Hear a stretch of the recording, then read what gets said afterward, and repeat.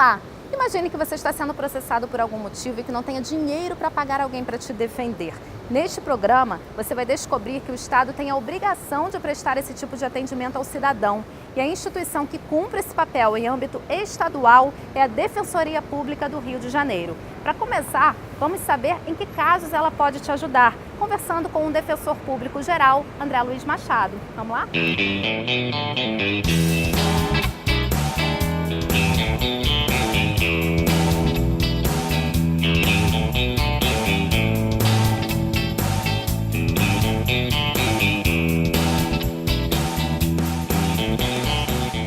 Olá, doutor André, tudo bem? Prazer. Prazer todo meu, Aline. Em que contexto histórico surgiu a Defensoria Pública do Rio de Janeiro?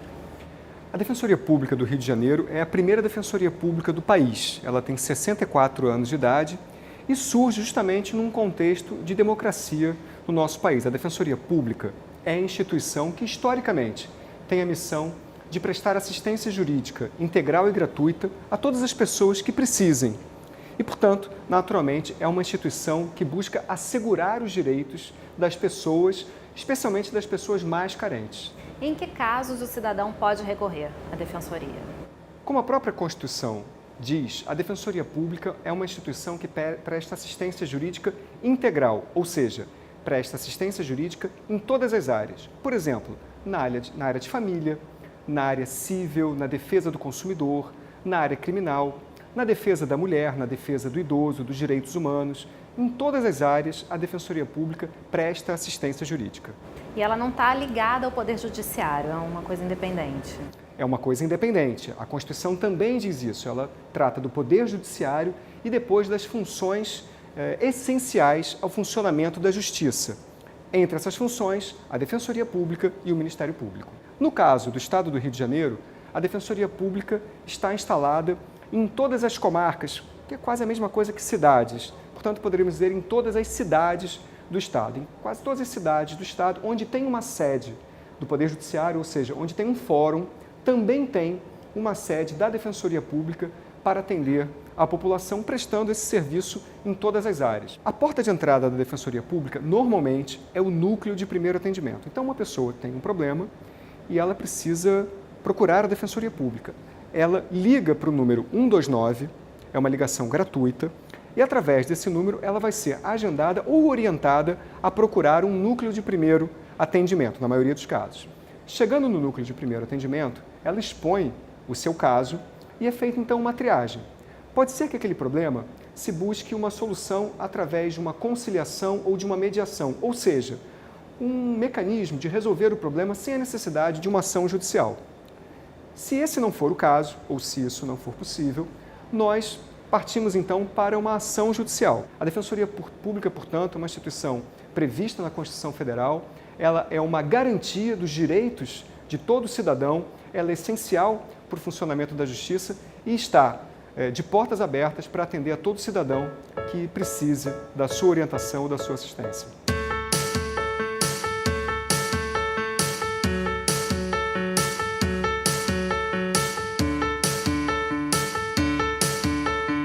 Bom, depois desse papo com o Defensor Público Geral, a gente vai visitar um outro prédio, do Tribunal de Justiça, onde são realizadas as atividades da Defensoria ligadas à área criminal e também o plantão judiciário. Mas, primeiramente, o nosso papo é com o defensor Emanuel Queiroz, que é o responsável por essa área criminal.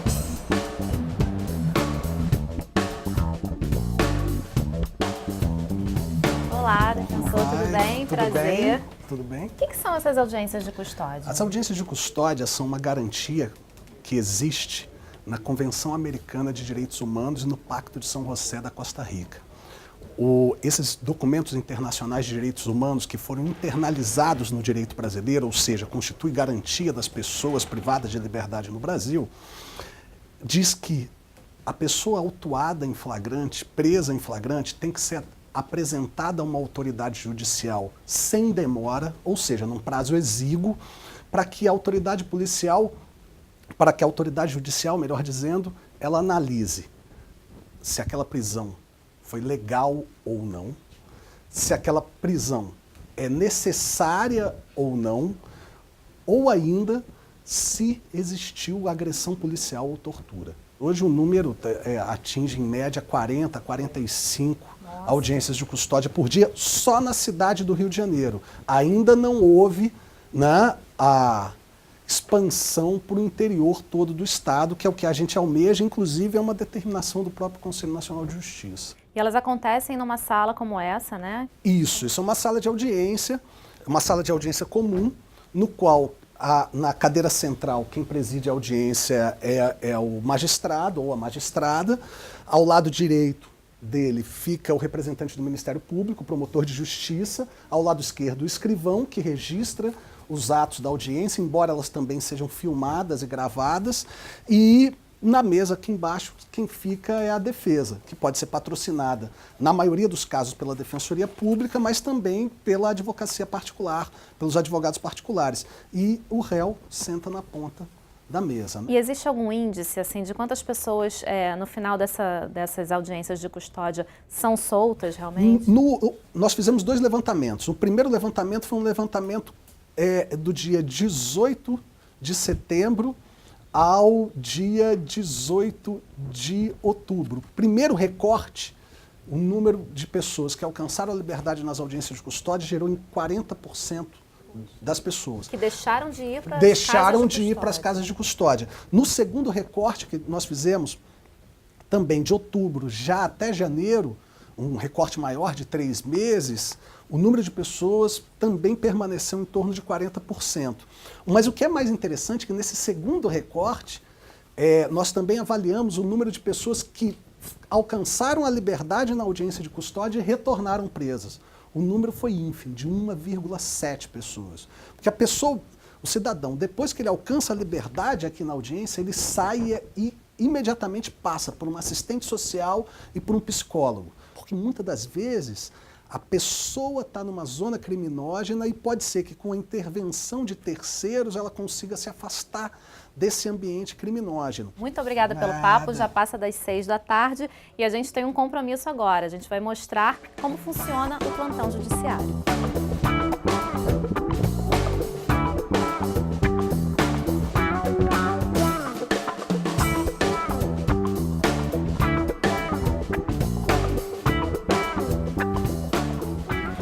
Olá, tudo bem? Bom? A defensora pública. Prazer. Thaisa Guerreiro vai contar pra gente como é que funciona o plantão judiciário. Então, o plantão ele foi um órgão que foi criado, né, já tem mais de 10 anos, pelo Tribunal de Justiça, foi aproximadamente em 2002. Ele foi criado para atender as demandas que são urgentes, extremamente urgentes. O que seriam essas demandas? Né? Seriam as demandas que apareceram, né, no final do expediente forense normal, ou seja, durante o dia, que são urgentes, que não podem aguardar a reabertura do expediente forense no dia seguinte, né? Porque senão a pessoa pode sofrer um dano irreparável, uma lesão à saúde ou à liberdade, aos direitos fundamentais da pessoa. Então, para isso, existe esse plantão judiciário. Por exemplo? Para que a justiça seja contínua. Por exemplo, alguém passou mal na rua, vamos supor, umas 4 horas da tarde, foi parar numa UPA 24 horas, que é o caso mais comum que nós temos aqui. Na UPA não tem centro de terapia intensiva e ele precisa ser transferido com urgência. Bom, até que a pessoa consiga um laudo médico descrevendo o quadro, a necessidade de internação da UPA, já passou 6 horas da tarde. E aí ele pode vir a óbito a qualquer momento se não for transferido. Então, para esse caso, ele precisa recorrer ao plantão porque não pode aguardar às 11 horas do dia seguinte para fazer o pleito judicial de transferência. Bom, nós temos 2 tipos de plantão, né? Nós temos o plantão judiciário noturno, que ele funciona todos os dias, de 6 horas da tarde às 11 da manhã, todos os dias. E temos o plantão judiciário diurno, que atende, né, a demanda da capital, do município do Rio de Janeiro, e ele funciona sábados, domingos, feriados e pontos facultativos, funciona de 11 horas da manhã às 6 da tarde. O plantão judiciário noturno, ele funciona para todo o estado do Rio de Janeiro, ou seja, qualquer demanda que surgir entre 6 da tarde e 11 da manhã é aqui que a pessoa é atendida, qualquer município do Rio. E tem alguma documentação básica que a pessoa tem que trazer? A documentação, ela varia muito dependendo do caso, mas em geral, né, a pessoa precisa trazer identidade, o CPF, o comprovante de residência e algum comprovante de renda também que tenha, embora que a gente no plantão a gente seja mais flexível com a questão da hipossuficiência, porque a gente entende que muitas vezes a pessoa não é hipossuficiente, mas ela está numa situação de vulnerabilidade fática pela impossibilidade de contratar um advogado no decorrer da madrugada, mas é bom trazer também. Fora isso, quando for demanda de saúde, que é a demanda assim, mais importante que a gente tem aqui, muito importante sempre trazer um laudo médico que diga o quadro do paciente, aí a necessidade do paciente e a urgência, e datado no dia que a pessoa procurou a gente para ter o quadro médico atualizado. Parabéns pelo trabalho, obrigada. Agora as pessoas já sabem, né? Qualquer problema, né, em relação à saúde ou outra coisa, é só procurar aqui o plantão judiciário que fica aqui no Tribunal de Justiça, no centro da cidade, não é isso, professora? Exatamente. Muito obrigada pela oportunidade de mostrar esse trabalho. Obrigada a você.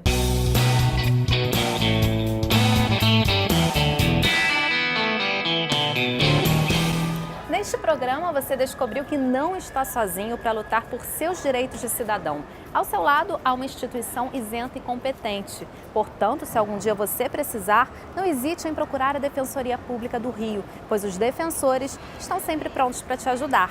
Até a próxima!